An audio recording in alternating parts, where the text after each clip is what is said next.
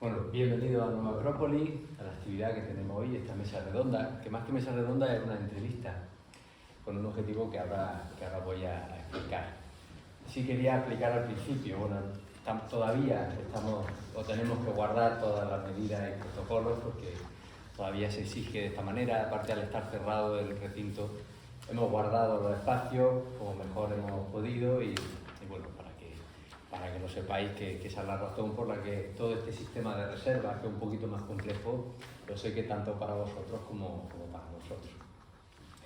Y bueno, el objetivo de esta actividad, como todas las actividades que llevamos haciendo desde hace bastante tiempo, está en relación a la filosofía.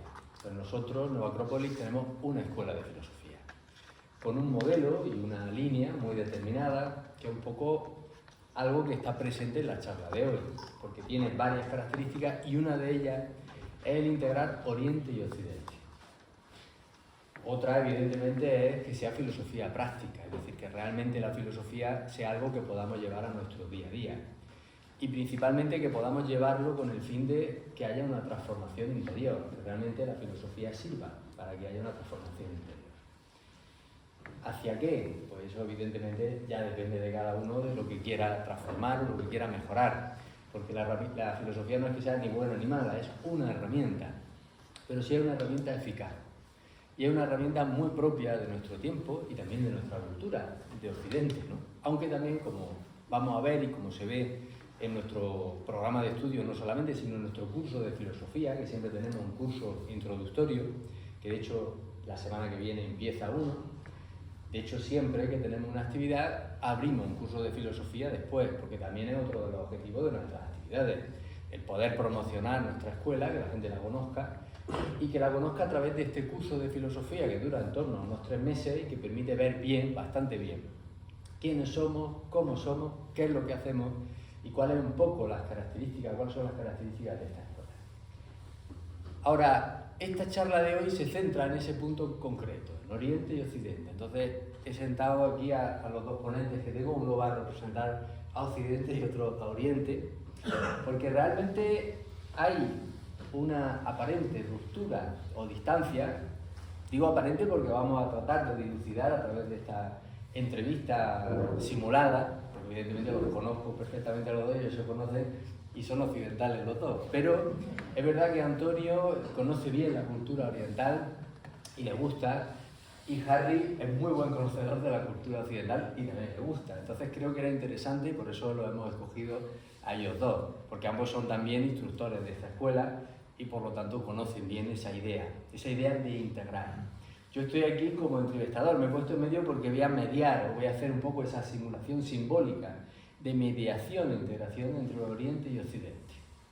Entonces las preguntas que voy a ir lanzando, se las voy a lanzar a ambos, un poco para que nos den la perspectiva, esa perspectiva integradora que siempre tiene un punto más marcado si se ve desde Oriente y otro punto más marcado si se ve desde Occidente, pero que al fin y al cabo puede converger y puede llevar a un punto de equilibrio y de unión.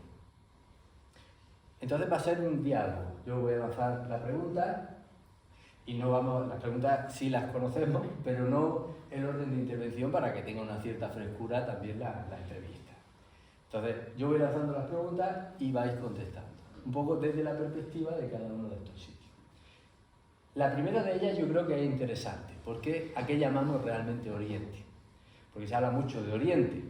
Desde luego tenemos un Oriente próximo, tenemos un Oriente cercano, que evidentemente conocemos, desgraciadamente hoy más por sus conflictos que por la enorme cultura que surge de toda esta zona, de toda la zona de Mesopotamia, que es además una cuna, no civilizatoria, sino de la civilización, al menos de la que conocemos. Y luego hay un Oriente, o un lejano Oriente, donde hay culturas tan milenarias como la cultura china o el Japón. Entonces, ¿qué entendemos por Oriente? Habida cuenta también de que nos encontramos en un continente euroasiático que de alguna forma aglutina y unifica. ¿Dónde terminan esas fronteras o por qué se han delimitado esas fronteras? Así que esa es la pregunta. ¿Sigue siendo válida esa distinción entre Oriente y Occidente hoy, que también el mundo se ha occidentalizado en cierta forma? Bueno, a ver, la verdad que yo no me viene mal la pregunta, porque hoy justamente estaba leyendo un folleto de Manuel de Falla, escrito para el famoso concurso del Cante Jondo de 1922, e investiga justamente esto del Cante Jondo, que no es evidentemente tan cercano. Y ahí aprendemos, como ya habrán escuchado algunos, que muy probablemente y casi con seguridad los gitanos vienen de Oriente, porque vienen de la India, y después de un largo peregrinar se sientan aquí, en un momento dicen que vienen de Egipto y por eso toman el nombre de gitanos.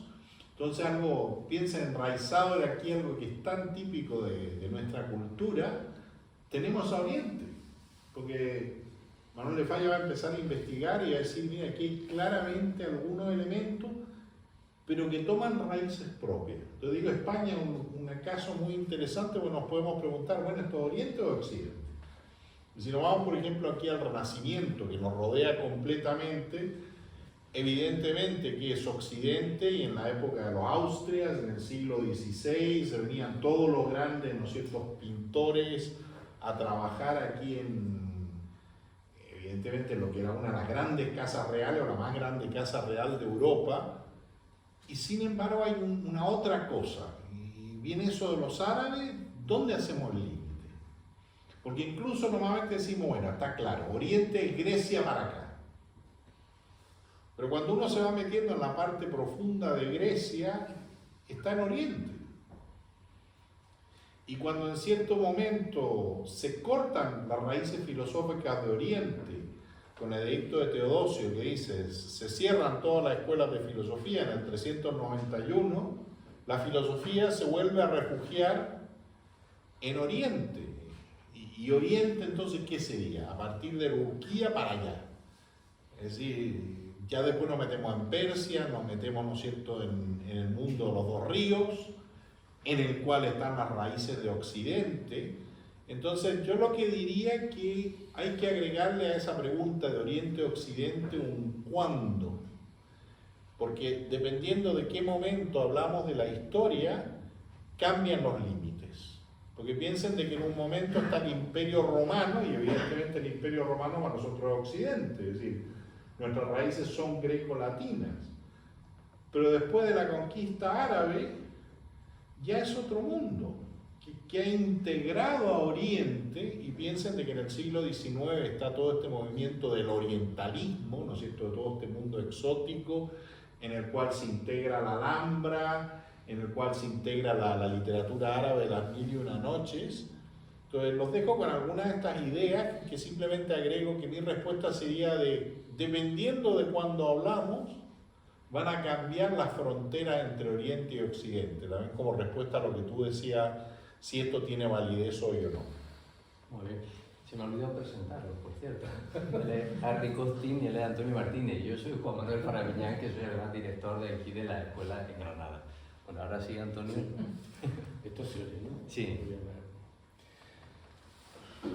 Yo hablaría más no tanto de fronteras físicas, ¿no?, sino formas de entender el mundo, ¿no? Sí, de visiones del mundo, que es a lo que creo que se ha ido llamando Oriente y Occidente, porque esas fronteras, como bien dices, han sido y van a seguir siendo móviles, ¿no?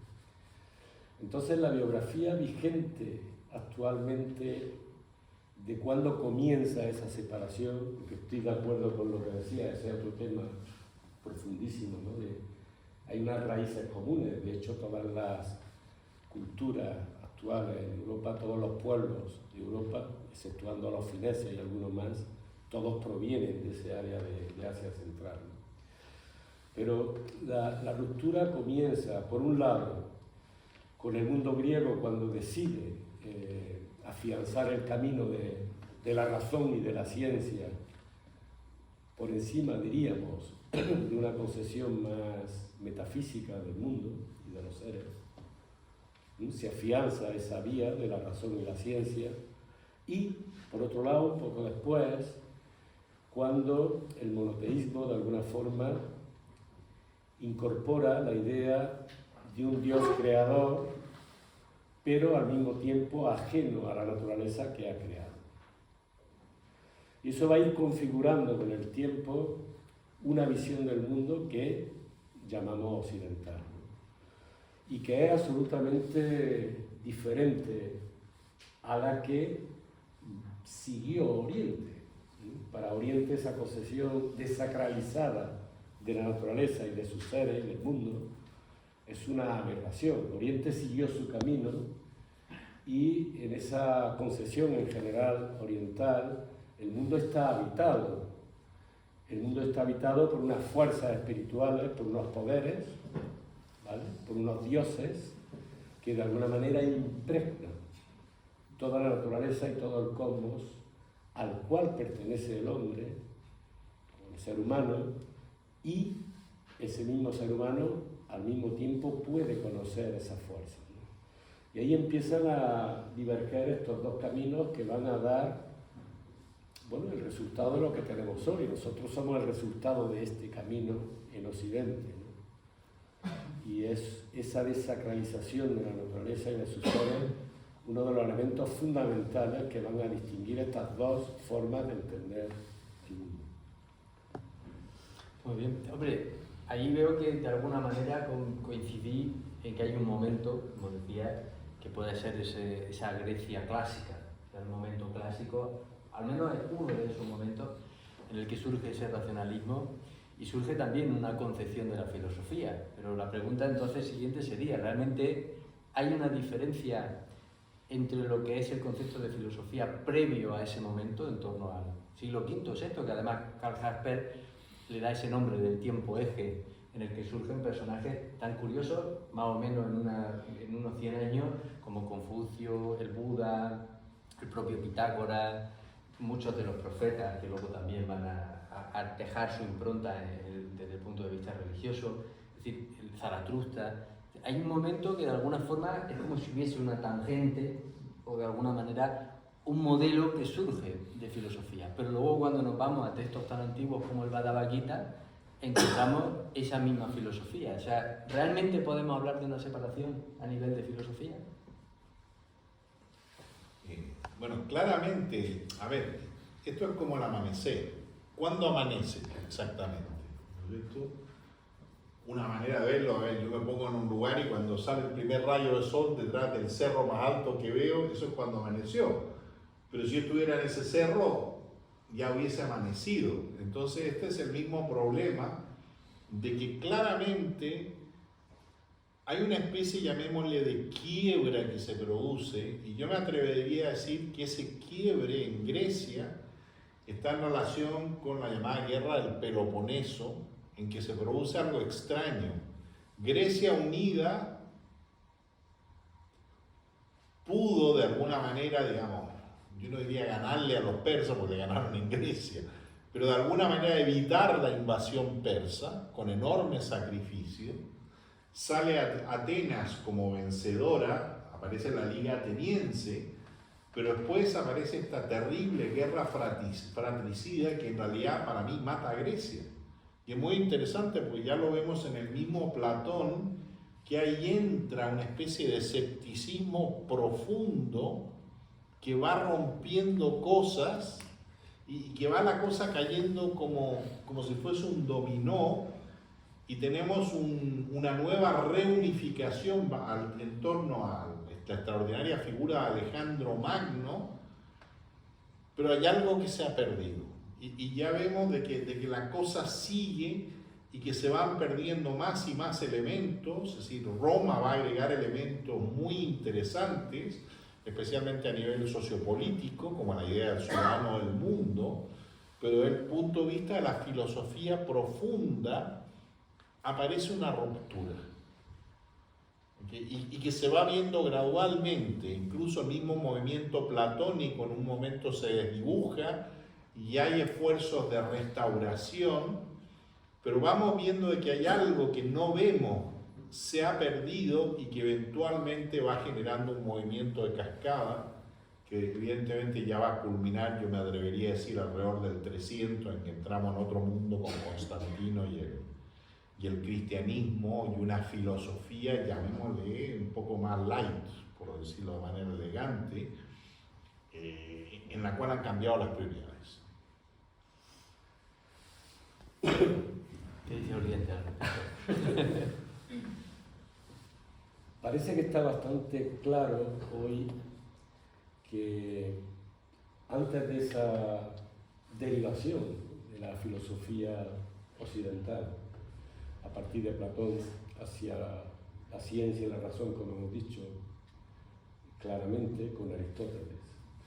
Pensemos que Aristóteles sí defiende la inmanencia del alma en los seres, el ser humano, pero no la trascendencia. Esto es un punto de inflexión muy importante.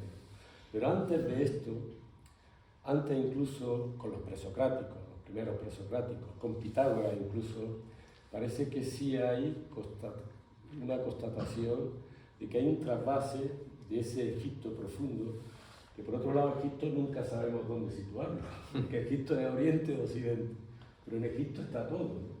En la medida que lo vamos conociendo. Pero sí hay un traspaso en torno al siglo VIII a.C., muy pronto, 7 a.C., hacia estos grandes filósofos que luego les vamos a llamar presocráticos, ¿no? Porque muchos de ellos pasaron por ahí, ¿no? Y ahí se quedó algo que luego no se pudo continuar o transmitir adecuadamente.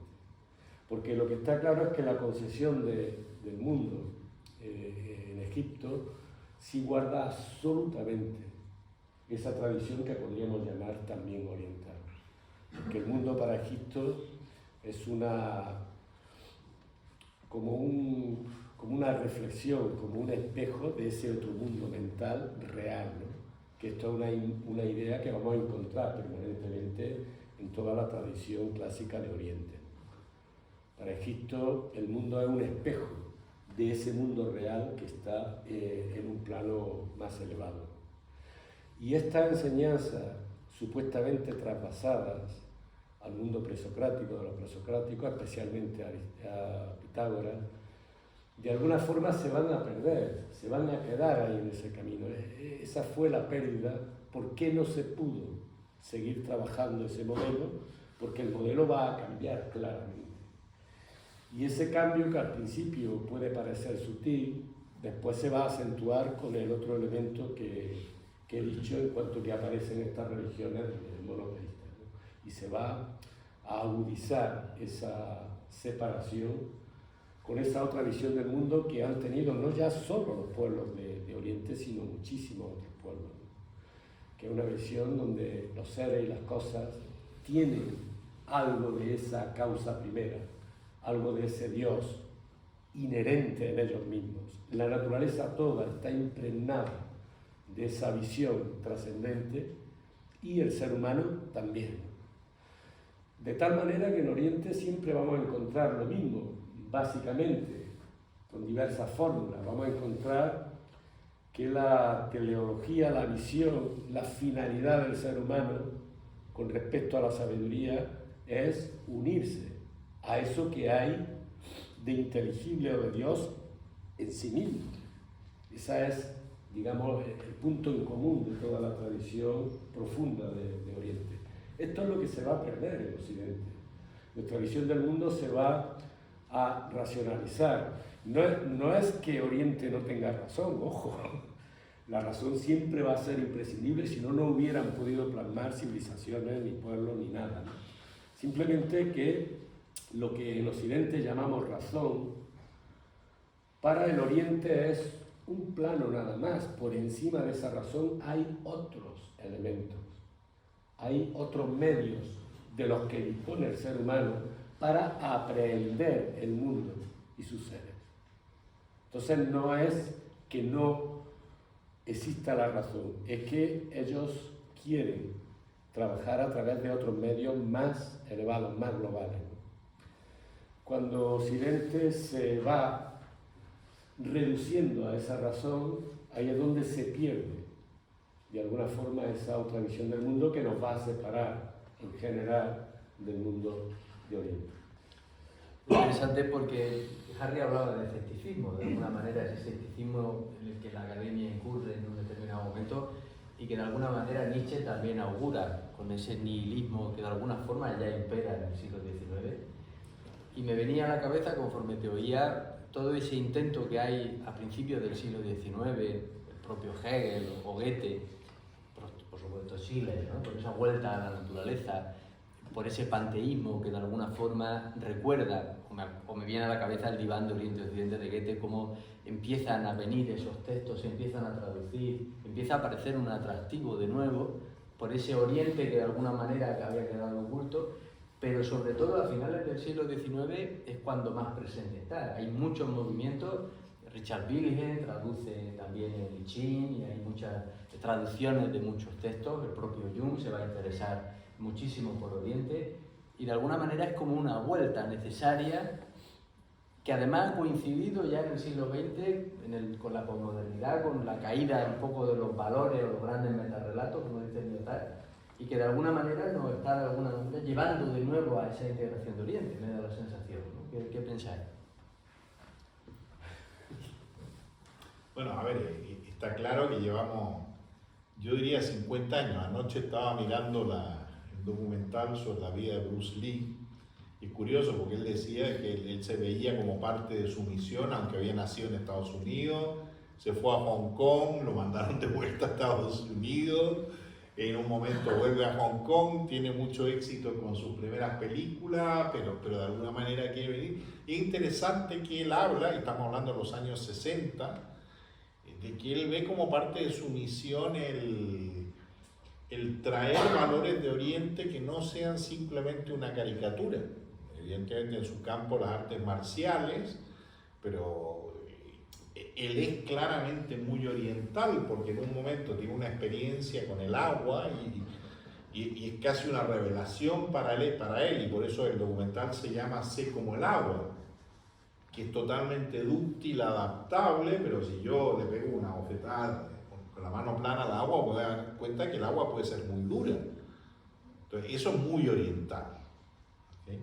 Entonces, tenemos todo un movimiento, acuérdense que es muy interesante que el budismo, especialmente, llamémoslo una forma light de budismo zen, es adoptada por muchos intelectuales, se mezcla con corrientes de la física, gente que empieza a ver relaciones entre la mecánica cuántica y la antigua filosofía, especialmente taoísta, que entonces se producen unos ida y vuelta, pero muy interesante, que yo diría que en el siglo XIX está muy clara la influencia de Oriente sobre grandes filósofos e intelectuales, Hegel y muchos otros, y Schopenhauer, pero yo diría que 100 años más tarde, o en la década de los 60 y los 70, curiosamente entra más a través de la ciencia, especialmente a través de la física.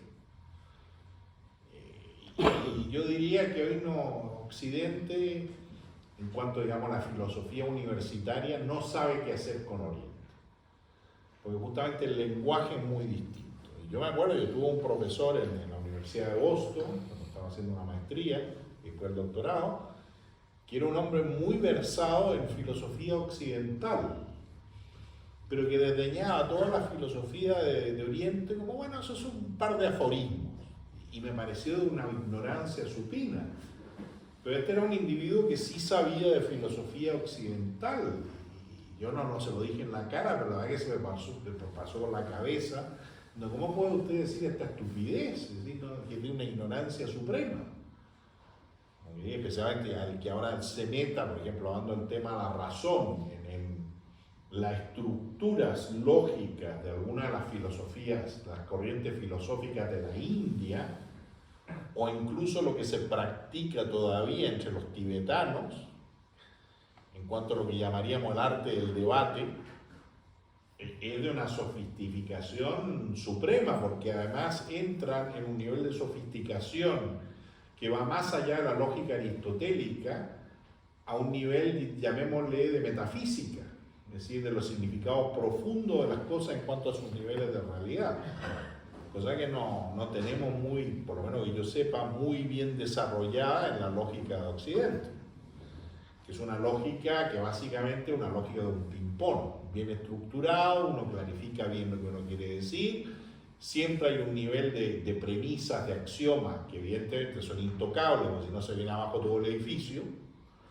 Porque, por ejemplo, cualquiera que haya estudiado matemáticas, yo me acuerdo el primer año de ingeniería, uno de los ejercicios es demuestre por qué no se puede dividir por cero. Y la verdad que el problema no es metafísico. El problema es si se pudiera dividir por cero, 3 por 0, ¿qué es 0? 5 por 0, ¿cuánto es 0? Si yo pudiera dividir por 0, cancelo el 0 y me quedo con que 3 igual a 5 y se me viene abajo todo el tinglado. Pero no es un problema metafísico, es que si lo permito, se me viene abajo todo el sistema de las ecuaciones y todo, en el fondo una limitación del sistema. Evidentemente jamás se diría de esa manera. ¿Okay? Entonces, te lo paso a ti. ¿Cuál era la pregunta? No, la pregunta era los intentos de... Sí, ¿cómo de alguna manera está empezando a estar presente o Sí. no Oriente hoy en día? Porque Sí, efectivamente bueno, no está presente en los sistemas de estudio. Siglo XVIII y sobre todo el XIX, porque ya se han traducido muchas obras tradicionales de la tradición, sobre todo de la India, con el colonialismo inglés y también de China. Y hay un intento, desde mi punto de vista, porque ha habido muchos intentos de hacer ese puente de Oriente a Occidente, desde muy atrás, y es un tema muy interesante. Pero el intento que hace la señora Blavatsky, Elena Petrovna Blavatsky, es brutal. Es la segunda mitad del XIX, ¿vale? Es brutal porque ahí sí hay realmente la intención manifiesta y clara de traer de Oriente a Occidente sus joyas filosóficas y místicas, y también el trabajo de ida, es decir, de llevar a Oriente, sobre todo la India. Blavatsky toca muchísimo porque es la gran conocedora de la India antigua, pero sin despreciar también, por supuesto, a las otras culturas de Oriente. Pero ella también trata de hacer el viaje de llevar desde Occidente los elementos filosóficos y místicos también. Entonces, ese intento es muy serio. Y luego, claro, a todos nos hubiera gustado, ya sabemos que Hegel bebe de Oriente, sabemos que Schiller, por supuesto, pero ¿por qué no lo han dicho? ¿Por qué tanta gente que ha bebido de Oriente se calla? Y esto lo seguimos padeciendo hoy en día también, ¿no? Porque la filosofía de Oriente, o si queréis la mística oriental, es tan potente de ponerse en práctica, porque esa es tal vez una de las razones de por qué en Occidente cogemos solo la cáscara, porque también en Oriente han hecho el intento de traer su filosofía aquí. Habéis mencionado el budismo, efectivamente ha habido iniciativas no nuestras, sino de ellos, de expandir, sobre todo después de la invasión de Tíbet, ¿no? Expandir el budismo o las artes marciales. Hay intentos clarísimos, manifiestos con esa intención de traer a Occidente esa filosofía de Oriente. Pero es como si nos quedáramos solo con la cáscara nosotros, los orientales, o las escuelas de yoga, ojo, juega un papel muy importante. ¿Y por qué nos quedamos con la cáscara? Porque no aplicamos. Es como si nos faltara algo que parece muy simplón, pero que es así. Nos faltara la perspectiva de que si no se aplican las enseñanzas no funcionan, no dan resultados. Es como si la propia visión del mundo que hemos ido generando los occidentales, a esa visión del mundo, para nosotros fuera suficiente saber las cosas teóricamente, sino que sería un conocimiento, un mero discurso. Y le damos menos importancia a la aplicación de ese conocimiento. Esto para un oriental es una barbaridad. O sea, es algo absolutamente demencial. Por eso piensan que estamos bastante majarones, ¿no? Porque una enseñanza sin aplicación, pues bueno, es como ir a un restaurante, aprenderse la carta y irse sin comer, ¿no? Que suena absurdo. Pero eso es lo que hacemos cuando nos vienen estas artes marciales filosóficas, o nos vienen estas escuelas de yoga, o nos vienen bueno, pues, las diferentes líneas o tradiciones del hinduismo o del budismo, ¿no? Pensamos que con conocer es suficiente y no es suficiente. Entonces los intentos han sido y van a seguir siendo muchos, ¿no? Y en ese sentido, pues, Acrópolis en nuestra medida, humilde pero importante, nosotros apostamos claramente por esa labor de ida y de vuelta, porque tenemos que generar un mundo de comunicación en esos aspectos profundos. Y Oriente tiene mucho que darnos, muchísimo. Eso que nos dejamos atrás, que mencionamos con los primeros presocráticos, eso lo tenemos que recuperar, porque no es patrimonio de ningún pueblo, no es patrimonio de Oriente, también lo tuvo Occidente. El que hayamos hecho este largo camino olvidándonos de eso no quita que lo debamos de recuperar. Tenemos que recuperar una visión mucho más profunda, si queréis más sacralizada, del universo, del mundo, de la naturaleza en la que vivimos, y nos va la vida en ello. Pero los tiros no pintan por ahí, de momento. Quisiera agregar algo, tal vez es lo mismo pero de otra perspectiva. Yo apuntaría más de que Occidente es solo teoría y poco práctica, lo cual es muy verdad en filosofía, a más bien a ese quiebre entre los dos mundos.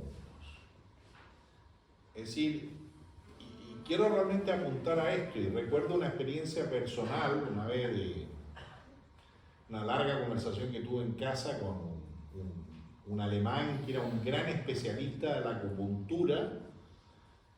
Creía en los efectos de la acupuntura, creo que él mismo era traductor de libros tradicionales de acupuntura, pero totalmente escéptico con respecto a la filosofía detrás de la acupuntura. Es como si esto funciona, pero lo que dice esta gente es estúpido.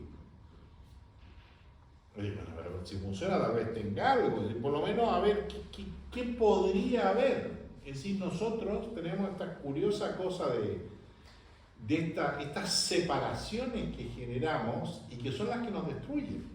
Y es algo que sí yo diría, ya es una especie de veneno que está en Occidente, de muy atrás, y que se explicita en el Renacimiento con el rompimiento entre la religión y la ciencia, que se van a separar cada vez más.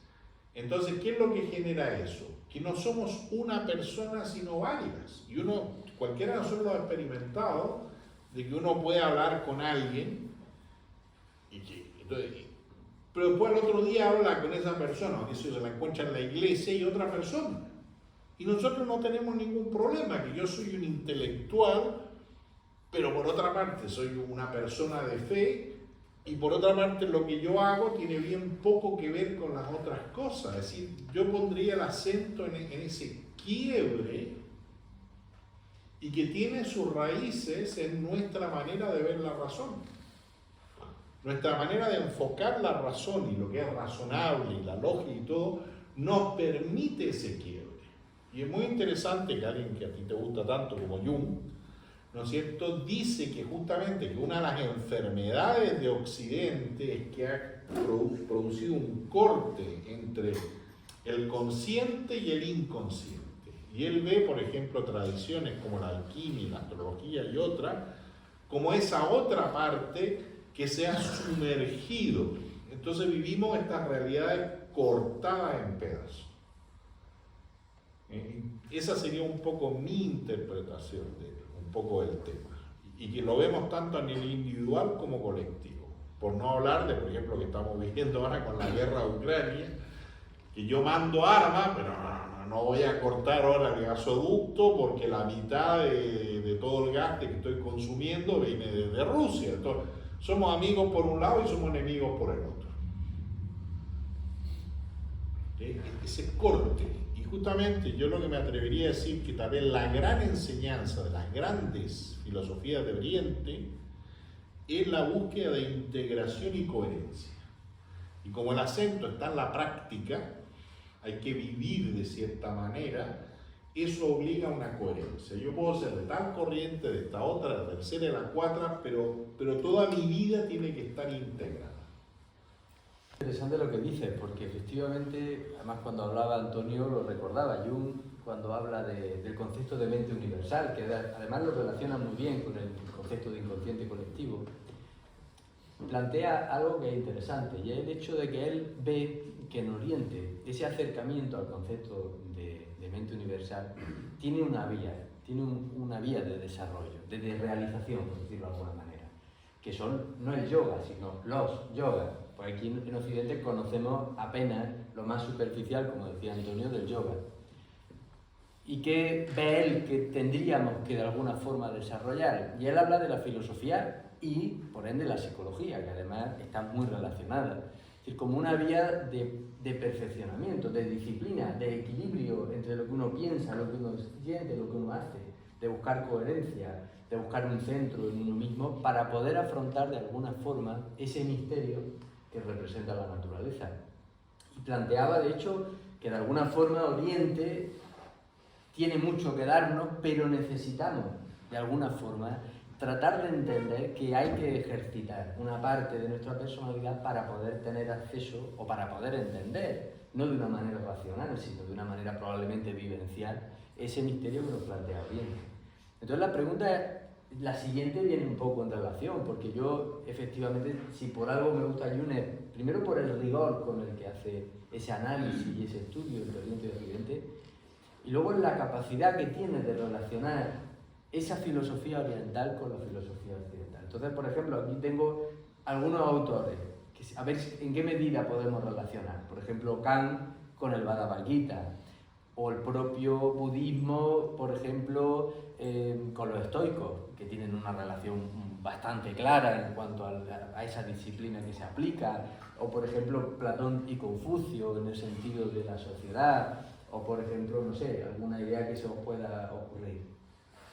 Sí, quería mencionar antes una cosilla nada más y entramos en esto. Venga. Sí, porque, a ver, la mayoría de las disciplinas en Oriente, incluyo el budismo también, y en general todas las demás, porque, claro, dentro del hinduismo hay miles de escuelas, porque la característica en la India desde lo antiguo es que cada gurú, cada maestro, tiene su método y su discípulo y su forma de entender la Hatha Yoga o luego los primeros yogas. Entonces hay miles de vías, ¿no? Bien, más allá de ello, hay algo en común siempre, que es la necesidad de superar lo que nosotros llamaríamos la razón analítica, ¿no? Pero no superar porque no sirve, que eso es cuando a veces lo entendemos mal. Superar la mente no es despreciar la mente, o en este caso la razón, no.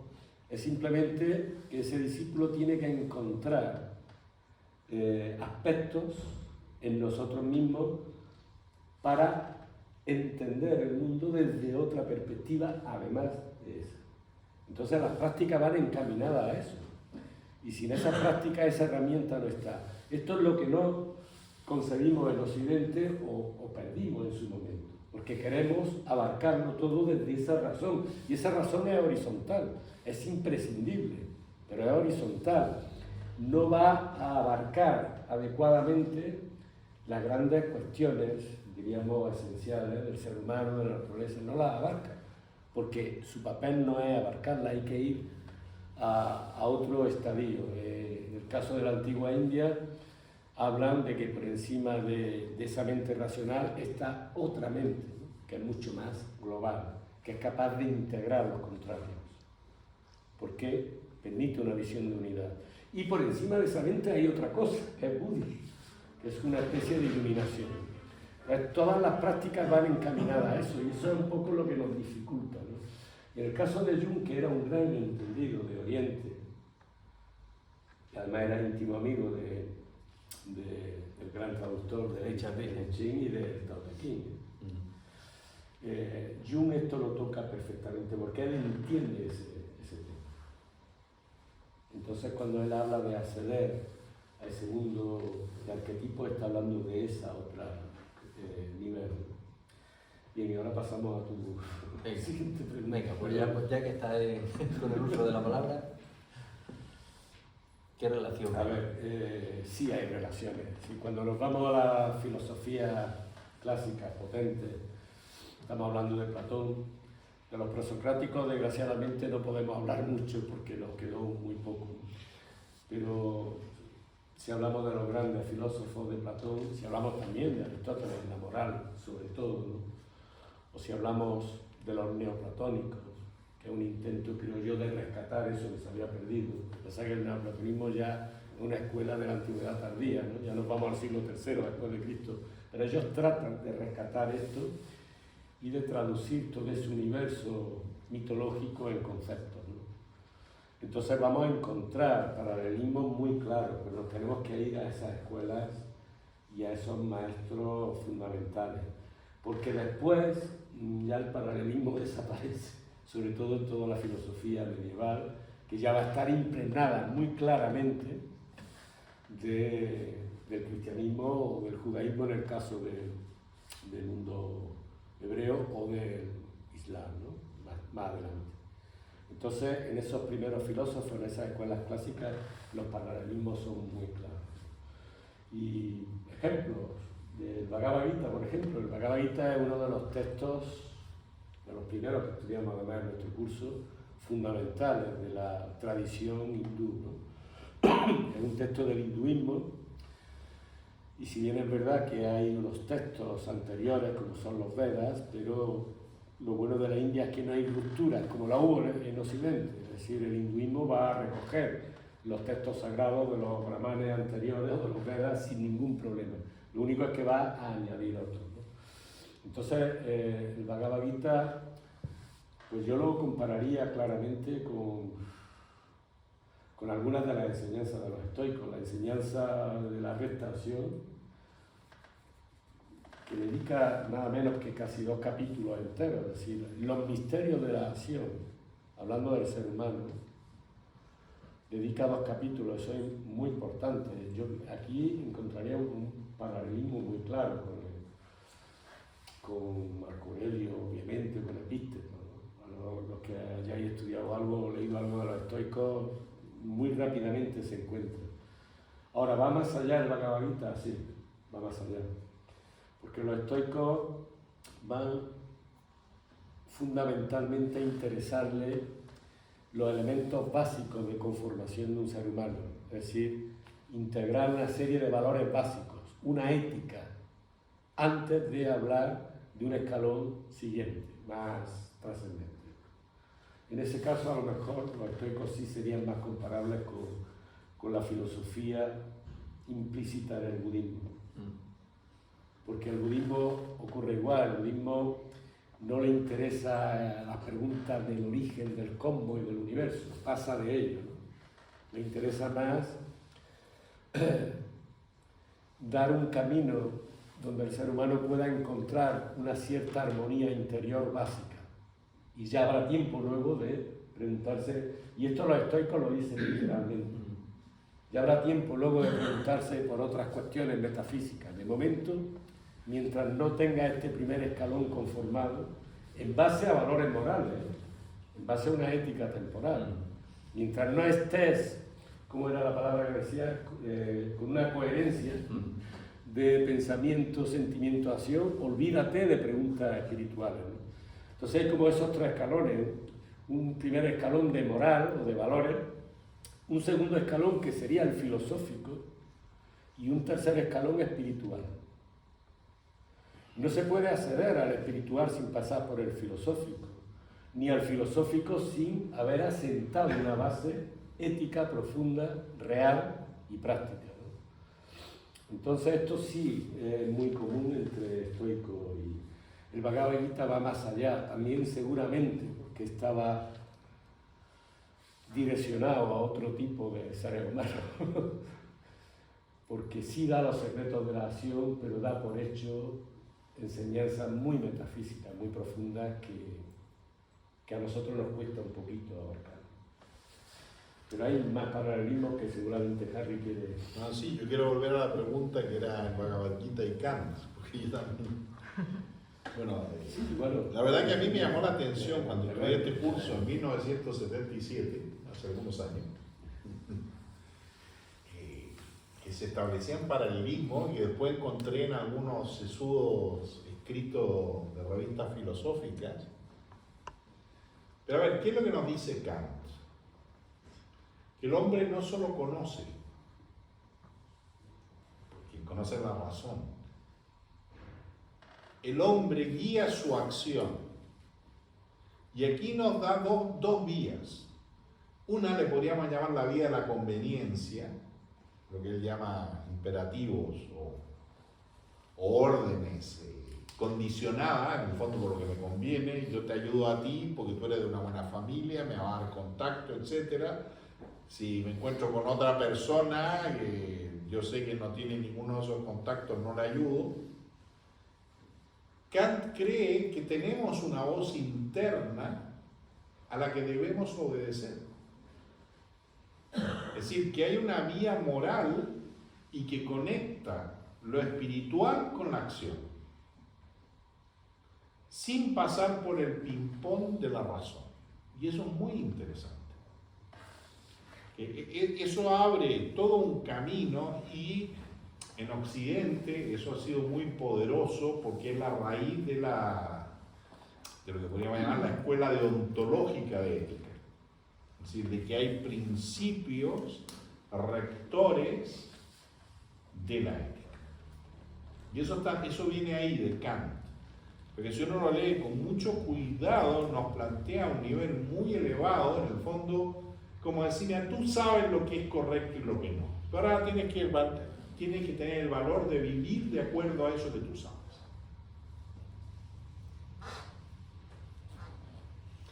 También me recordaba cuando has dicho lo de esos pasos, me he acordado que además siempre la menciono, una analecta de Confucio que dice, le preguntan, maestro, ¿qué podemos saber de la muerte? Y entonces dice, no sabemos nada de la vida, ¿cómo podemos saber nada de la muerte? Y entonces le preguntan, ¿y de los dioses, maestro, qué podemos saber? Y dice, no sabemos nada de los hombres, ¿cómo podemos saber nada de los dioses? Entonces serían un poco esos pasos.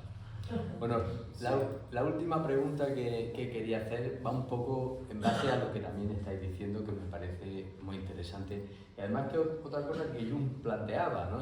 La característica, él de alguna manera en los tipos psicológicos planteaba un tipo psicológico de alguna manera generalizado oriental, que era el introvertido, y un tipo psicológico de alguna manera imperante en Occidente, que es el extravertido, el que vive hacia afuera, en términos generales.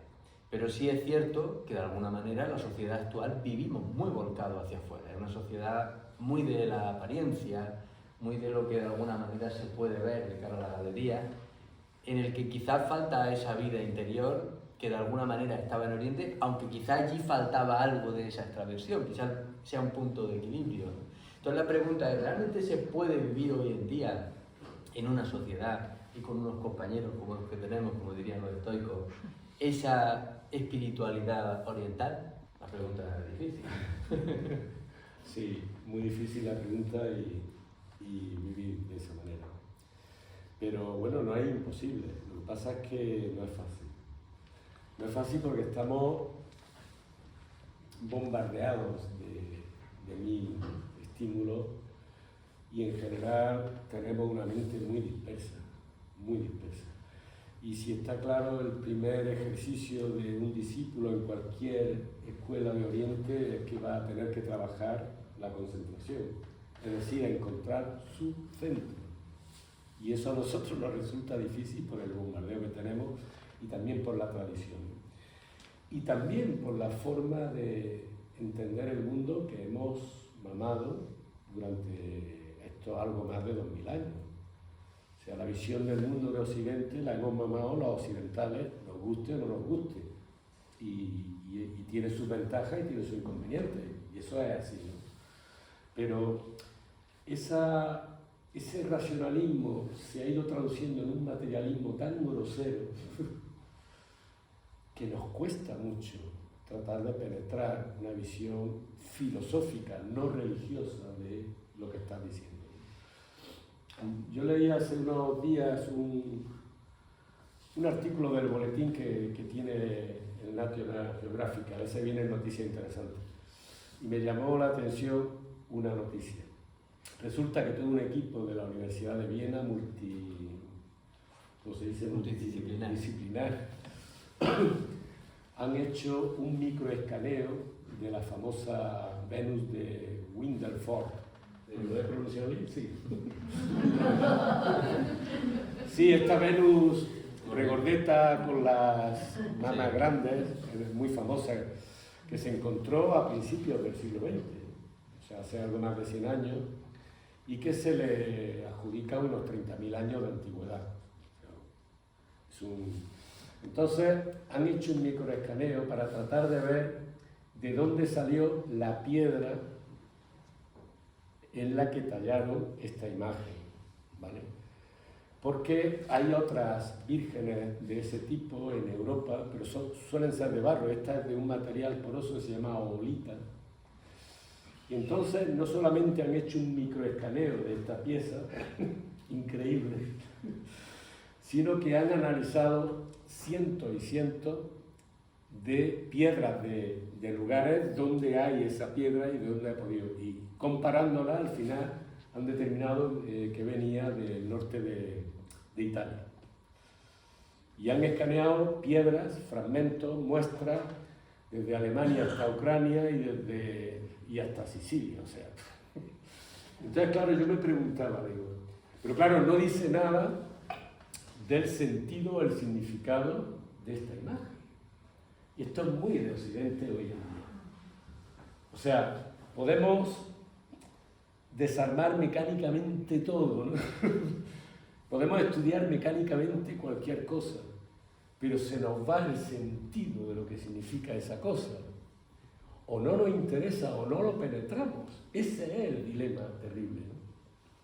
Entonces no hay ni la más mínima referencia a qué podría significar esta imagen, que seguramente era una de las muchas imágenes que representaban pues, una naturaleza viva, o una diosa de la tierra, o quién sabe, lo que sea, ¿no?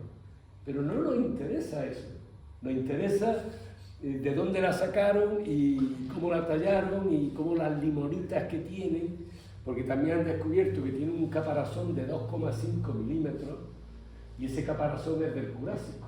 Por lo tanto han descartado muchas canteras, se han ido más atrás. Bueno, una historia impresionante, ¿no? Que te quedas alucinado porque con la...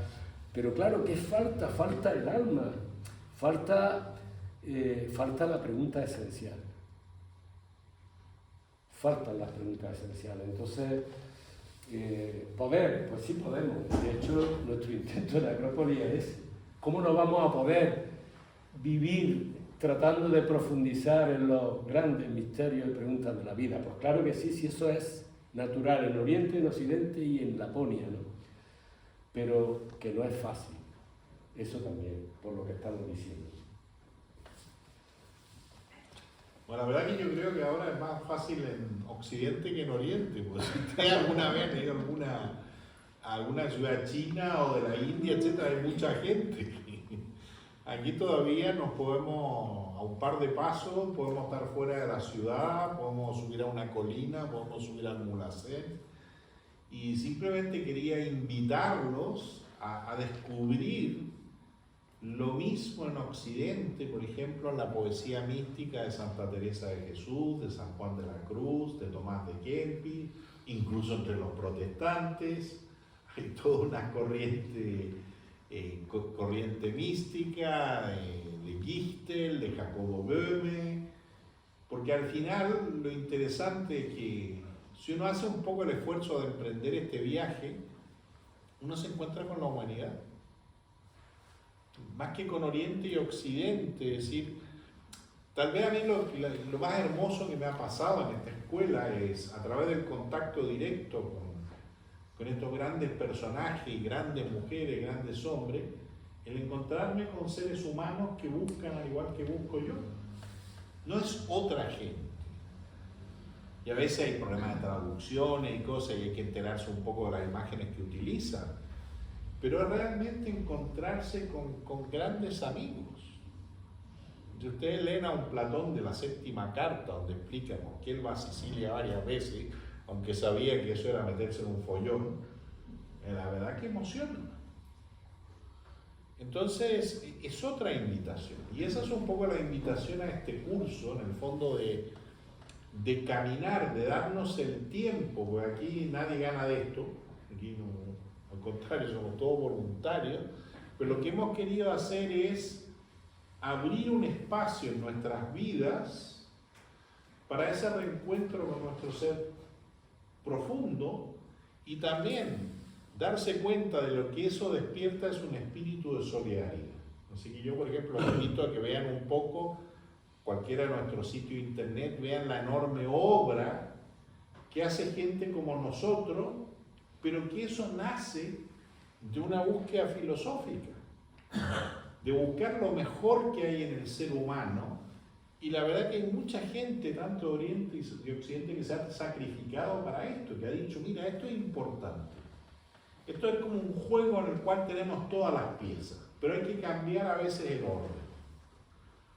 El gran problema que tenemos hoy día es un problema de prioridades. Y una vez que se desordenan las prioridades, se desordena todo.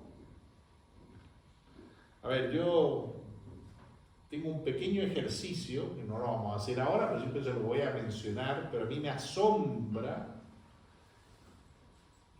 los resultados. ¿Cuál es este ejercicio? Primero vamos hacia adentro y les pido a cada cual que encuentre un árbol que le llame la atención. Y de manera muy intuitiva, natural, cada cual va a encontrar un árbol que de alguna manera se relaciona con aspiraciones profundas. Entonces hay árboles que tienen raíces profundas, ahora hay árboles que son muy bellos en primavera, hay árboles que dan sombra, ¿sí? Pero todos los elementos son positivos. Y después viene la segunda parte del ejercicio. Decirle, mira, identifica, imagínense, 3 o 5 características de lo que es éxito en tu mundo. Por ejemplo, si uno es un intelectual universitario, el número de publicaciones. En otro lugar será tener mucho dinero. En otro mundo será ser muy apuesto. Y ahora, esos elementos externos, califícate tú del 0 al 10. Y saca el promedio. Y todos los promedios, si la gente es sincera, son bajos. Entonces, cuando uno va hacia adentro, de manera relativamente rápida y fácil, uno puede enraizarse en elementos reales y profundos. Si nos vamos hacia afuera y a tratar de satisfacer a todo el mundo, siempre seremos unos fracasados. Y eso es muy interesante descubrirlo. No se puede satisfacer a todos. Si nos vamos a la superficie, si nos dejamos definir por todos esos factores tan idiotas, se acabó. No hace falta ni comenzar. Esto es muy de lo estoico. Eso es muy estoico. Estaba pensando. Claro, pero bueno, pero yo no, ahora no estaba basando, pero en serio. Y yo mismo ahora me he hecho un poco el ejercicio y yo creo que cualquiera de nosotros, porque cualquiera que sea un poco raro en el sentido de no decir, mira, tú lo que estás haciendo está mal, sino que decir, mira, yo me ordeno mis prioridades de otra manera. Es que esto otro debiera ser más importante para ti. ¿Por qué? A ver, imaginemos, a ver, tener mucho dinero, todas las cosas personales y de familia, no de toda mi familia, afortunadamente. Mi madre me llevó por el sendero de la filosofía. Pero hay otros que me querían llevar por otro sendero. Y yo me daba cuenta de que uno podía llegar a tener mucho dinero, pero que eso tiene un precio. Hay que entrar en cierto mundo, ¿no es cierto? Hay que pasarse la vida en contacto con gente, en cócteles sociales. Eso tiene un precio. Y yo me di cuenta que yo me siento un millonario porque me gustan los libros. Y afortunadamente los libros son baratos. Si yo voy a cualquier librería, no, a cualquier librería de viejo. Bueno, he hecho los online ahora. Y como no es la última novedad la que me interesa, ahora estoy buscando maravillosos libros descatalogados, pero yo siempre me sentí un millonario porque con €1, si voy a una librería de viejo, voy a encontrar un tesoro. Ahora, ¿cuál es mi tesoro? El darme el tiempo para leer ese libro. para reflexionar. Por ejemplo, para mí tiene más valor el tener un poco más de tiempo y evidentemente tengo menos dinero. Porque esa es otra de las grandes enseñanzas de la filosofía. Mira, tú puedes ser millonario, pero no lo vas a tener todo. Vas a tener que elegir. Como si te pongo cosas en la mesa, y eso aparece en Platón al final de la República. Y donde las almas muy infantiles van a tomar aquello que brilla, pero no se van a dar cuenta del precio que van a tener que pagar. Y las almas que vienen un poco más escaldadas, que tal vez se han quemado los dedos en el pasado, tienen más cuidado a la hora de seleccionar. Entonces aquí aparece un concepto con el que quisiera dejarlo, es decir, ¿por qué estudiamos filosofía? Para desarrollar lo que los orientales llaman viveka, capacidad de discernimiento, capacidad de elección, y que se darán cuenta que en este mundo de fake news tal vez no es una mala cualidad para desarrollar. Muy bien, muchas gracias. Como ven, muy occidental, muy oriental, así que hemos elegido bien los ponentes.